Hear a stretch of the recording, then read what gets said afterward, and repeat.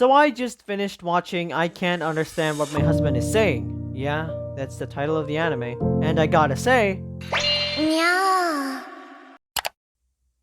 I loved every second of it. And that's not me overreacting considering each episode is only 3 minutes long. But despite that, it still manages to tell a realistic and wholesome story about the daily life of a wife and a husband.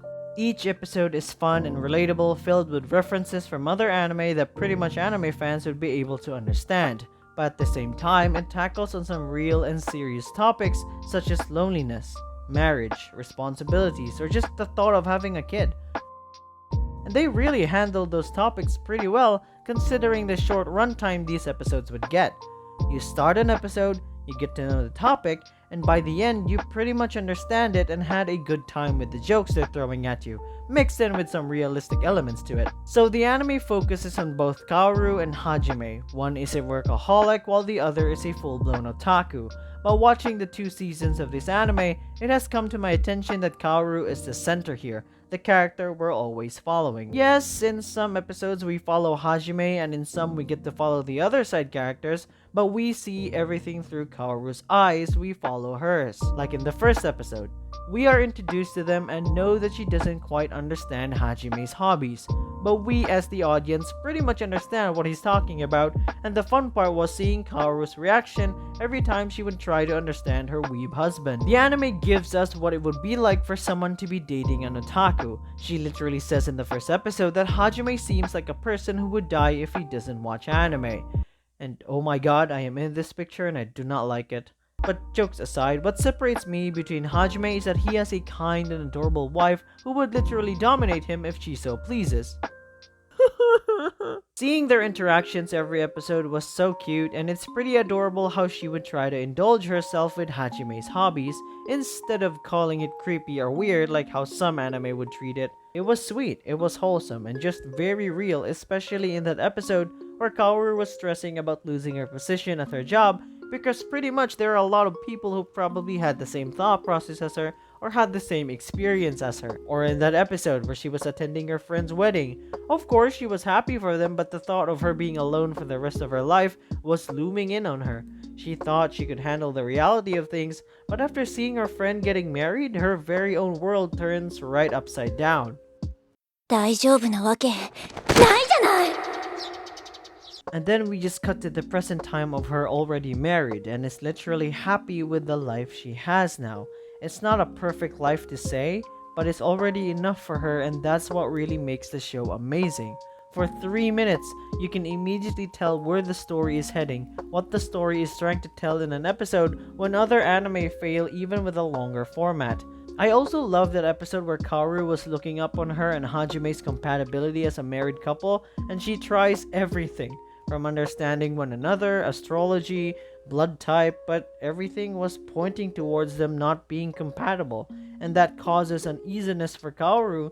But my boy Hajime proving himself to be a Chad as he tells Kaoru he doesn't care about those things with a single action, telling her and us, the audience, that these things about compatibility really don't matter.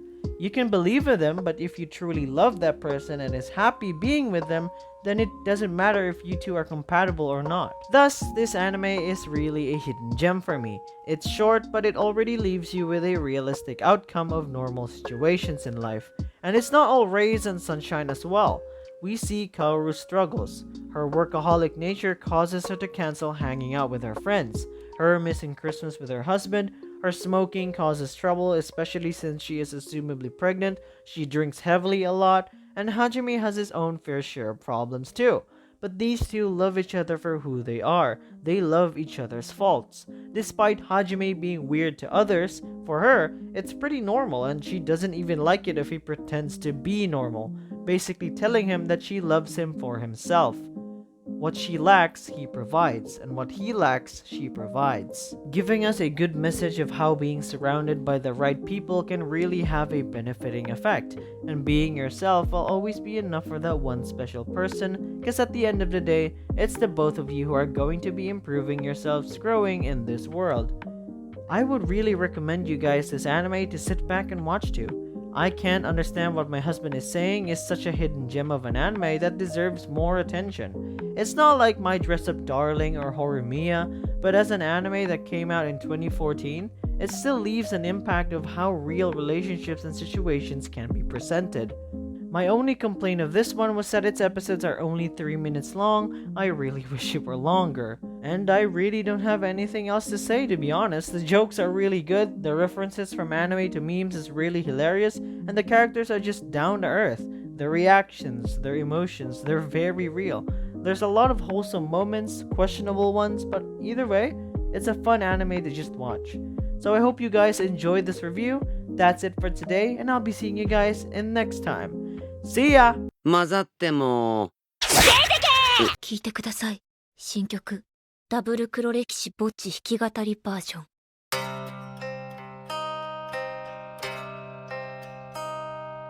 憂鬱な日々増えてくトラウマいらない私の負の遺産思い出してはひっそり泣いてる暗い暗い私の歴史いつか笑い飛ばせたらいいのにな